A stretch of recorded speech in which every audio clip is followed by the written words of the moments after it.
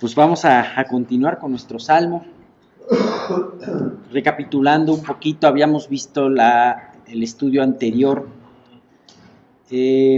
acerca de esta súplica tan especial que tenía David, ¿no? David, en el principio de este salmo, había hablado acerca de pues, lo que le aquejaba, ¿no? ¿Cuál era el motivo? Él se sentía en un lodo, sus enemigos se multiplicaban. Sí se oye bien, ¿verdad? Sí. Sus enemigos se multiplicaban. Y ahora, y en esta segunda parte, en donde empieza a mencionar cosas parecidas, él hablaba, pero pidiéndole a Dios ya que él actuara. Entonces estábamos viendo que, bueno, Dios, que hasta aquí importante es sí reconocer nuestra propia situación, reconocer nuestras congojas, pero también para que Dios, para pedirle a Dios, ¿no? Y habíamos visto un punto muy importante que me gustó mucho, precisamente en el versículo 13, que nos dice: pero yo a ti oraba, oh Jehová, en el tiempo de tu buena voluntad. Oh Dios, por la abundancia de tu misericordia, por la verdad de tu salvación, escúchame. Me encantó esta parte que hablaba acerca de que yo te estoy pidiendo todas estas cosas, Dios, en el tiempo de tu buena voluntad. ¿Sabes qué? Hoy por hoy Dios tiene una buena voluntad para escucharnos.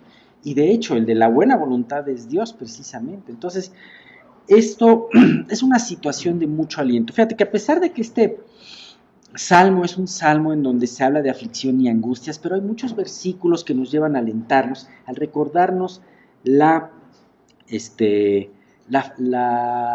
fidelidad de Dios, ¿no? Al recordarnos la buena voluntad. Fíjate qué importante es para una persona que está en un periodo de prueba acordarse de la buena voluntad de Dios. Cuando tú te acuerdas de la buena voluntad de Dios, entonces empiezas a ver tu prueba con un propósito. A ver, Dios no me trajo esto porque quiere quebrarme, ¿no? Porque quiere hacerme la vida infeliz. Al contrario, Dios a través de esto trae un propósito en esta situación, porque es en el tiempo de su buena voluntad. Y además, Él no tiene ningún problema para escucharme. ¿Qué es lo que Él pide para escucharnos? El humillarnos, el reconocer, el meditar en nuestra vida.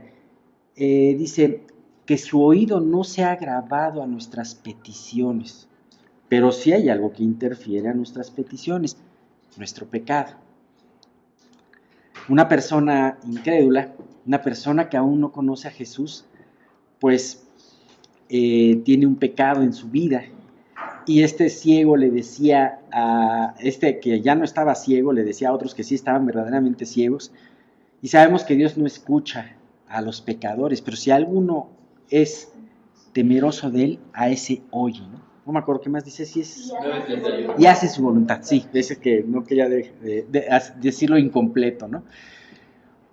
Pues sí, es que si tú haces la voluntad de Dios es porque eres temeroso de Él. Ajá. Y acuérdate que el principio de la sabiduría es el temor de Dios. Entonces, cuando tú eres temeroso de Dios, empiezas a tomar buenas decisiones, porque Dios te va guiando. Y una buena decisión, una primera buena decisión es acudir a Él en esa situación, ¿no? Y bien, pues habíamos hablado ya de esta forma, y lo que vamos a ver hoy son 3 versículos, pero son versículos muy alentadores también. Empezando por el primero, vamos a ver el día de hoy acerca en el mismo Salmo 69, vamos a ver el versículo 19 al 21.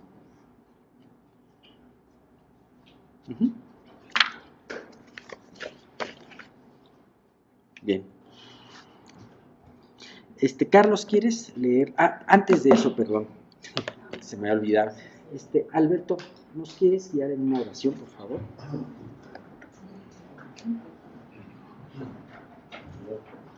Te damos gracias por la oportunidad que tenemos de reunirnos nuevamente y sabemos que estás entre nosotros.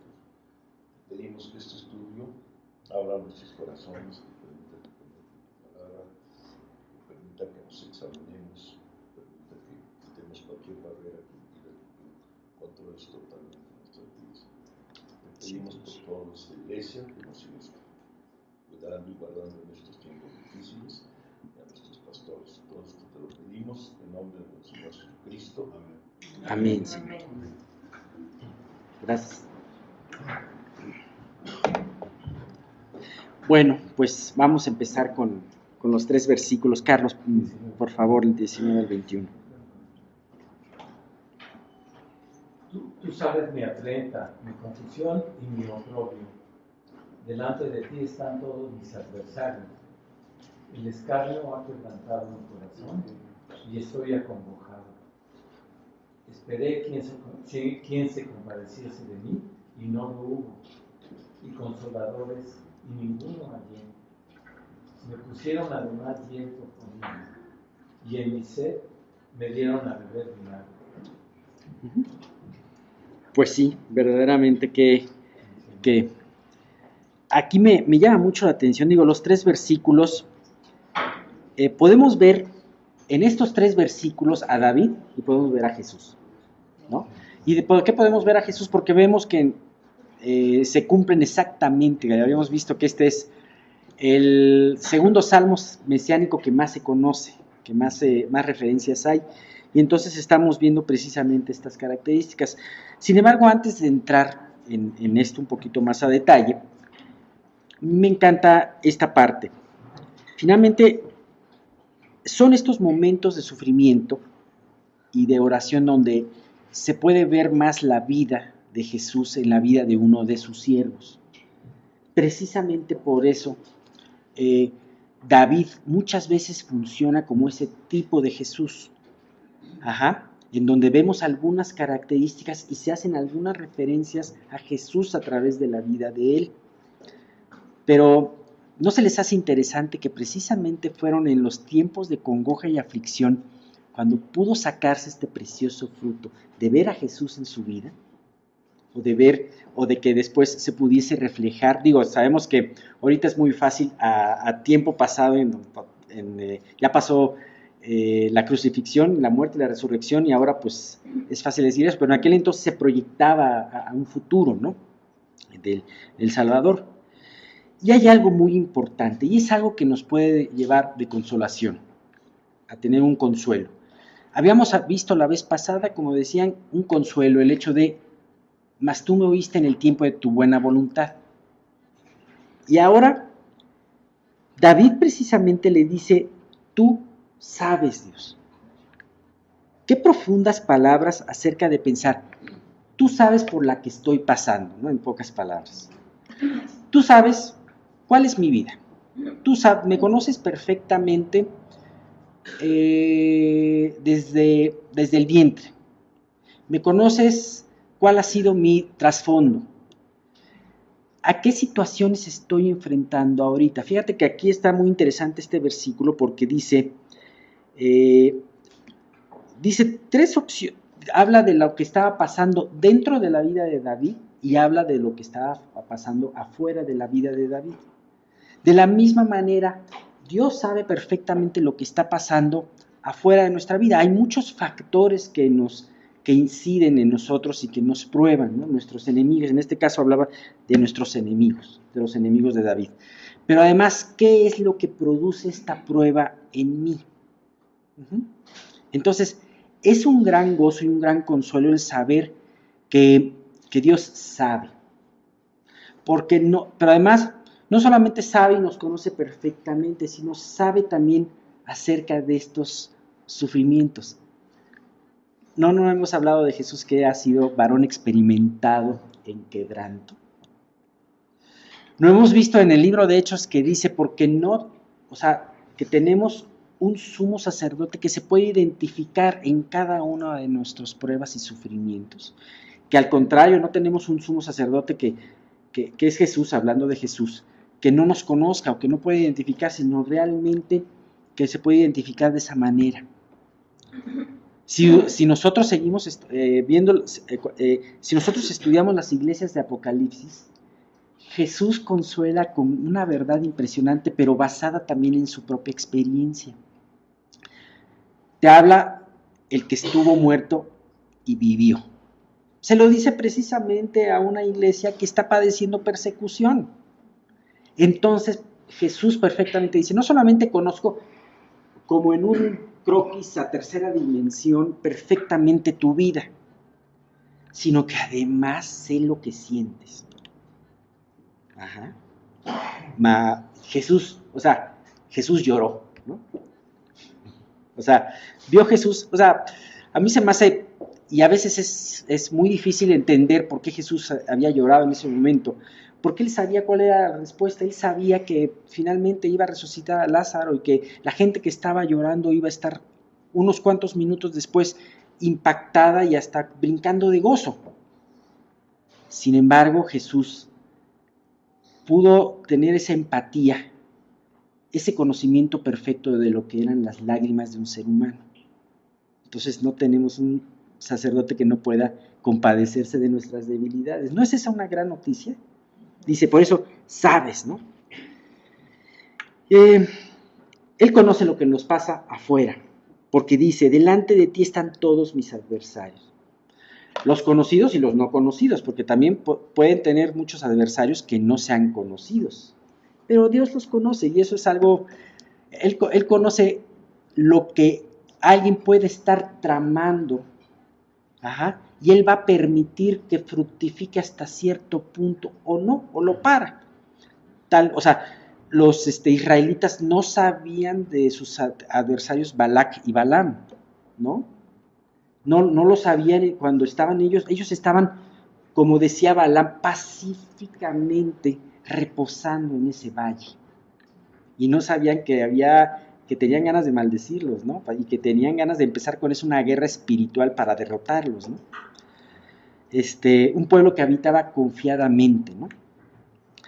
Y así que nosotros podemos tener la seguridad, como dice el Salmo 34, el ángel de Jehová acampa alrededor de los que le temen y los defiende.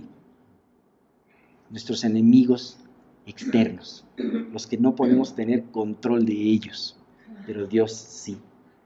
Ahora, también nuestras aflicciones y nuestras penas internas. David le dice a Dios, tú sabes mi afrenta, mi confusión y mi oprobio.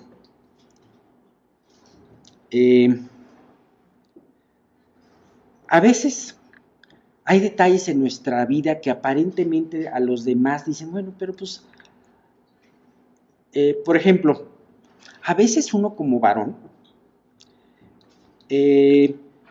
por ejemplo, cuando hay una mujer que no puede tener un hijo, una mujer casada que no puede tener un hijo, a veces el esposo no entiende exactamente el problema de la esposa. Y a veces dices, oye, como Elimelech le decía a Ana, le decía, ay, mujer, pero no te soy mejor que 10 hijos.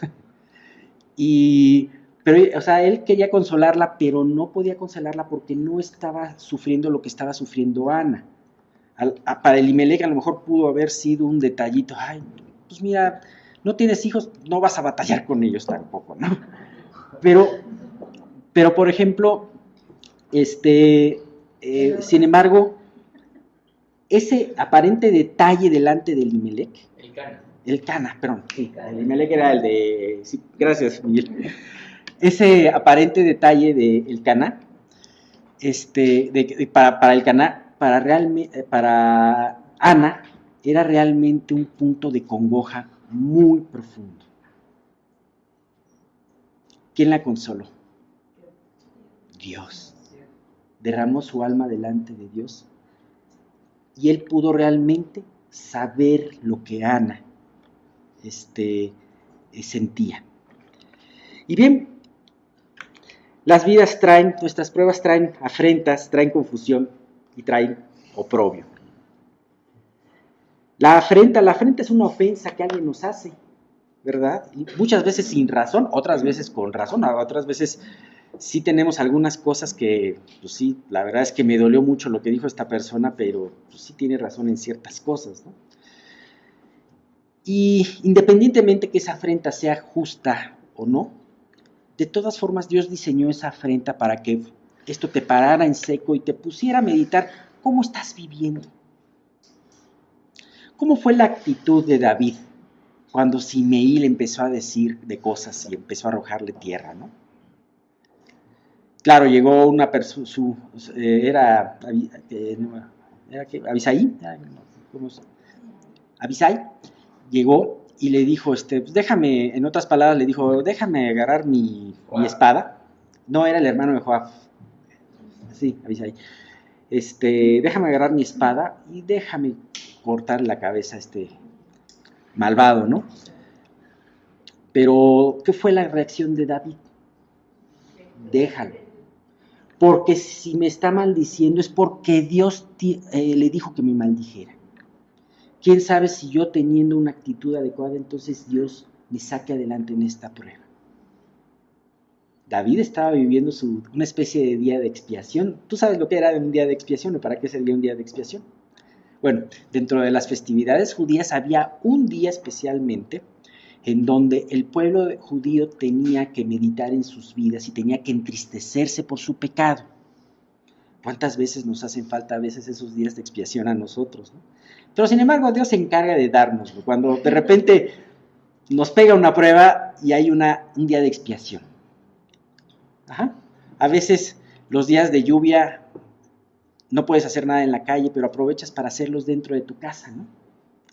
Así también un día de expiación que Dios manda, Él quiere que tú arregles el interior de tu vida, que tú medites con Él. A ver, Dios, ok, pasó esto, me pareció injusto, pero ¿qué me quieres enseñar a través de esta prueba? Y un día de expiación hace muchas cosas en nuestras vidas. Claro, un día de expiación puede ser un día muy perdido, ¿no? Si tú te la pasas lamentándote, de pobrecito de mí, y qué injustos son los demás, y ay de mí, entonces va a ser un día perdido. Ajá. Pero si tú empiezas, si tú dejas de decir esto y tienes esa actitud que tuvo en alguna ocasión David, dijo, a ver, ¿por qué está pasando esto? No soy ningún pobrecito, porque además este día de expiación no se le fue de las manos a Dios. Así como un día nublado, pues Dios creó el agua, el vapor, la lluvia, las nubes. Ajá. Tampoco se le fue de las manos a Dios. Así que esto hace la frente de nuestras vidas. Confusión. Muchas veces en la prueba nosotros podemos pensar muchas cosas acerca de Dios, muchas cosas equivocadas acerca de Dios y de su voluntad para con nosotros. Es una tentación. Ahora sí, Dios perdió el control de esto. Ahora sí, Dios, perdóname, pero esto sí no es bueno para mí. ¿O por qué Dios permite esta situación? Hemos comentado muchas veces lo que dijo, creo que fue la hermana de Corrie ten Boom, cuando la llevaron a la mazmorra en el campo de concentración y vio que había piojos, pulgas o piojos, ¿no? Pulgas. Y entonces dijo, hay algo que sí no le voy a agradecer a Dios y va a ser los piojos. Nunca se los voy a agradecer. Sin embargo, después terminó agradeciéndole. ¿Por qué? Porque se dio cuenta que gracias a esas pulgas o esos piojos, las custodias no podían, no querían entrar a esa mazmorra. Entonces esto le daba una gran libertad para poder leer la Biblia y para poder compartir su Biblia. Así que ella terminó dándole gracias a Dios por esos pequeños animalitos, ¿no? ¿Qué podemos hacer? Porque todos podemos tener esa tentación. Hay pruebas en donde quizás sea más fácil para nosotros ver las cosas como Dios las ve, pero hay pruebas que nos sacan de nuestras casillas. Entonces, ¿qué podemos hacer? Ir a la palabra y acordarte de las promesas de Dios. Una de ellas muy, muy buena es la que dice en Jeremías 29:11, que ustedes la conocen. Porque yo sé los pensamientos que tengo acerca de vosotros, dice Jehová, pensamientos de paz y no de mal, para que daros el fin que esperáis. Así que en medio de la prueba, acuérdate de los pensamientos de bien que tiene Dios para ti. Oprobio. ¿Saben qué es oprobio? Ser avergonzados públicamente. Oye, nuestro Maestro y nuestro Salvador fue avergonzado públicamente. Sin embargo, Él tuvo en sus ojos el gozo puesto en nuestra salvación. y menospreció el oprobio. ¿Qué quiere decir? Dijo, lo de menos es que sea humillado, lo más importante es alcanzar el fruto, que es la salvación de aquellos a los que amo. Verdaderamente, muchas veces en las pruebas vamos a ser sometidos a oprobio, vamos a ser evidenciados a lo mejor, ¿no? Vamos a ser cachados en alguna cosa que a lo mejor no nos hemos dado cuenta, en alguna reacción que nosotros no pensábamos que teníamos dentro. Y entonces, esta vergüenza va a producir humillación. La humillación nos va a producir el ser humildes y la humildad siempre va a ser una bendición en nuestra vida. Salmo 119, 71 es un versículo muy conocido que dice, bueno me es haber sido humillado para que aprenda tus estatutos. Así que, qué impresionante es esto. Gracias a Dios porque en muchas ocasiones nos humilla, pero con el fin para que nosotros podamos aprender de esto, ¿no? Y bien, este conocimiento, al decir, tú sabes, este conocimiento que Dios tiene de nuestra situación, debe de ser, como decíamos, un consuelo para todo creyente. Y nos va a enseñar varios puntos importantes en la prueba. Vamos a ver de estos 4 puntos importantes, nada más mencionarlos. Dice, número 1, la prueba es permitida por Él. Habrá muchos peligros para nuestras vidas de los cuales Dios nos guarde. El pueblo de Israel, volviendo a lo de Balaam y Balac, nunca supo de estos dos grandes enemigos en ese momento, porque Dios no permitió que ninguna maldición tocara a su pueblo. Sin embargo, después Él sí permitió una prueba, permitió la prueba de las princesas madianitas, que venía también instigada por la misma gente. Así que todas las pruebas en nuestras vidas están permitidas por Él. Número 2, si la prueba es permitida por Él, es también administrada por Él. Eso es algo muy importante, porque Dios administra, dosifica la prueba en muchas formas. ¿Qué prueba es la que vas a pasar? ¿Cuánto tiempo va a durar tu prueba? ¿Qué intensidad va a tener esa prueba? Entonces, al hablar de esta administración que Dios tiene, es que nos habla de un absoluto control que Dios tiene en esta prueba, ¿no? Tercera, la prueba no es la prueba forma parte de un diseño de vida que Él tiene para nosotros. No es un acontecimiento aislado, no es que de repente te vaya bien o de repente te vaya mal. No es que, sino que esa prueba es una parte del engranaje que Dios puso en tu vida, en el diseño de tu vida. Porque a través de esta prueba Dios tiene un objetivo y quiere lograr que ese objetivo tú lo alcances. Claro, con toda su gracia, con su poder, pero esa prueba es parte de ese diseño. Así que si tú estás pasando en esta prueba que tú estés pasando ahorita es porque pues Dios definitivamente la había diseñado desde hace mucho tiempo para mi vida. Efesios 2, 10 u 11 nos habla de esto claramente, ¿no? Que caminamos, las obras que Dios hace en nuestras vidas para que caminemos por ellas. Y dentro de esas obras son esas pruebas también. Oye, reaccioné mal en esta prueba, Dios lo sabía, pero Dios también, aún de esa aparente derrota, va a traer una enseñanza. Y 4, cuando la prueba alcanza su objetivo, esta es retirada por Él. Una vez alcanzado el objetivo, la prueba termina. A veces se alcanza el objetivo en unos días, a veces se alcanza el objetivo en unos años, pero no te preocupes, tu prueba es temporal. Acuérdate, lo eterno es lo que Dios hace a través de la prueba. Y bien, pues estas son las pruebas que Dios hace. Dice el versículo 20, el escarnio ha quebrantado mi corazón y estoy acongojado. Esperé quién se compadeciese de mí y no lo hubo, y consoladores y ninguno hallé. Aquí estamos empezando a ver ya la figura de Jesús a través de este versículo. Sin embargo, antes de esto, quiero remitirme un poquito más a un ser humano como David y como nosotros, en donde habla, el escarnio ha quebrantado mi corazón y estoy acongojado. Sí, el escarnio no es algo que Dios aplauda, ¿verdad? Dios detesta a los burladores, a los escarnecedores. Hemos visto muchos proverbios que nos hablan acerca de él. ¿Se acuerdan lo que veíamos en proverbios? Que decíamos que el simple, que venían las tres partes de la necedad, era el simple, el necio y el escarnecedor. Y que el escarnecedor hablábamos de que era como una especie de necio graduado, ¿no? Y con maestría, a veces hasta algunos con maestría y doctor. Y bueno, definitivamente el escarnio no lo aprueba Dios, pero aún Dios lo puede utilizar en nuestra vida. Porque a veces eso quebranta tu corazón.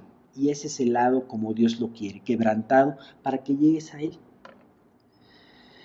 Y viendo todo esto, esperé quien se compadeciese de mí y no lo hubo, y consoladores y ninguno hallé. Si nosotros pensamos que la prueba de escarnecedores alrededor nuestra es terrible, no dejemos de poner los ojos en Jesús, que realmente Él sí tuvo escarnecedores. Imagínate, a la luz de lo que Él fue, de lo que Él es, no solamente Dios, sino además toda la misericordia que tuvo con todos los que le rodearon, y cómo terminó el hombre pagándole a Él.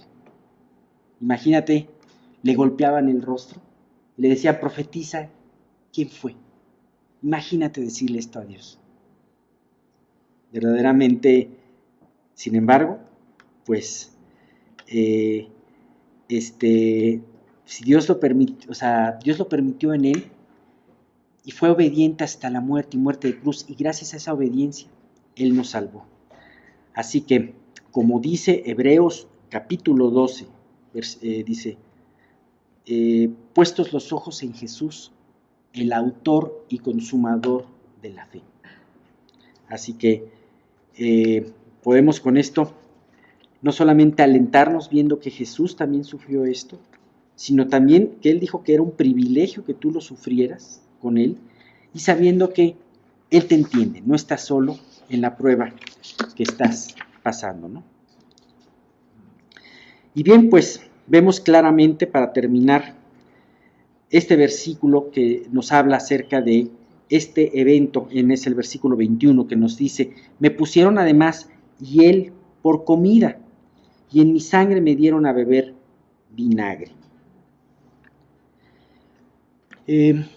Sabemos que utilizaron una fórmula, aquellos, cuando Jesús tuvo sed, el hecho de ponerle vinagre en ese hisopo, era un poquito para mitigar su sed, pero también decía que funcionaba como una especie de analgésico, ¿no? Por ahí. Sin embargo, él lo rechazó. Es impresionante cómo, por una parte, vemos el versículo 19, en donde nos habla de un Dios consolador, en donde nos dice que Él sabe cuál es nuestra afrenta, nuestra confusión y nuestro oprobio. Pero por otra parte vemos al ser humano que es incapaz de consolar a Dios. Imagínate, Dios nos dio una salvación dulcísima y el hombre le estaba enjuagando una esponja amarga, como el vinagre, agria como el vinagre. Entonces,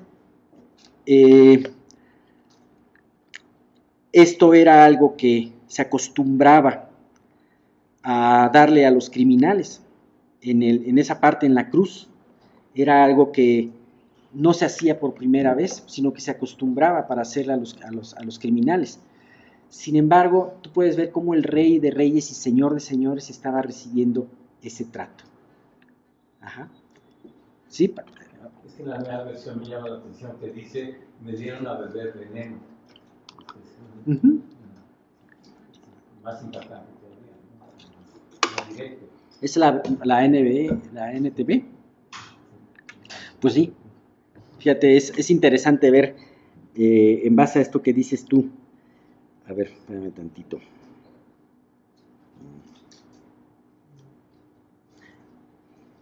Vamos a verlo, cómo lo dice la NTV.